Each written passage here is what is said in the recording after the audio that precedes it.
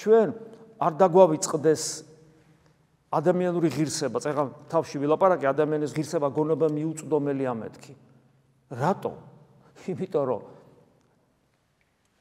ღმერთმა მიიღო თავის პიროვნებაში ადამიანური ბუნება, რასაც განკაცება ქვია და მარჯვენით მამისა დასვა. ამაღლდაზეც დაждდა მარჯვენით მამისა და თქვა ძე ღმერთმა, რომ მე მინდა შენც ჩემთან, ჩემს მარჯვნივ დაждდე, როგორც მე მამის მარჯვნივ დავჯექი. ანუ ადამიანის ზის მარჯვენით მამისა. ანუ ღვთაებრივ დიდებულებაში შევიდა. როგორც ღმერთი მადლით. აი ეს არის ადამიანის ღირსება. და შენ ამისთვის ხარ შექმნილი. გესმით რა შეასაქმე? თუ ამ ღირსებას შენში რეალიზებას არ გაუკეთებ.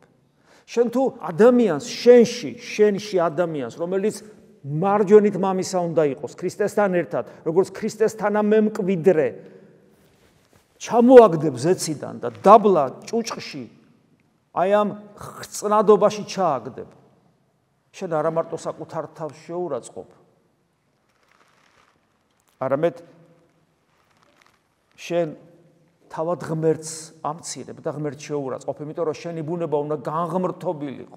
გესმით რა შეასაქმე? შენ უნდა ღმერთი გამხდარიყავი მადლით, ყოფილიყავი მარჯვენით მამის და შენზე იყო რა დამოკიდებული, შენი წილი მადლით ღმერთობა ჩამოაგდე და ჭუჭყში ჩააგდე. ანუ უძღები შვილი ხარ, რომელიც არჩევანს აკეთებს, იყოს არა მამის სახლში, არამედ ღორებზე უარეს მდგომარეობაში. ამიტომ ადამიანი, რომელიც საკუთარ თავს წაართმევს საღვთო ღირსებას, ის არა მარტო საკუთარი თავის, არამედ თავად ღვთის შეურაცხყოფელია. ამიტომაც ამბობს პავლე მოციქული ერთ ადგილას, რომ შენ ხო თავისუფალი ხარ? ვარ თავისუფალი დაეთანხმები. ოღონ იცოდე.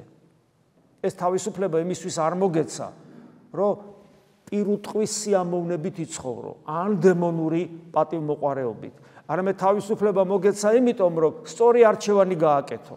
ეს არის არჩევანი ღმერთთან ყოფობისა, ღმერთთან ყოფნის არჩევანი უნდა გააკეთო. ამიტომ მოგეცა.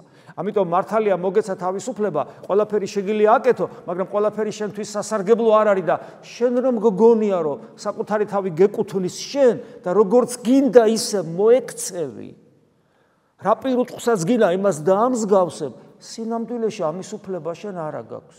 შენ შეგიძლია გააკეთო ეს, ეგ არის თავისუფლება, მაგრამ უფლება არ აქვს. როგორც ადამიანს. გესმით?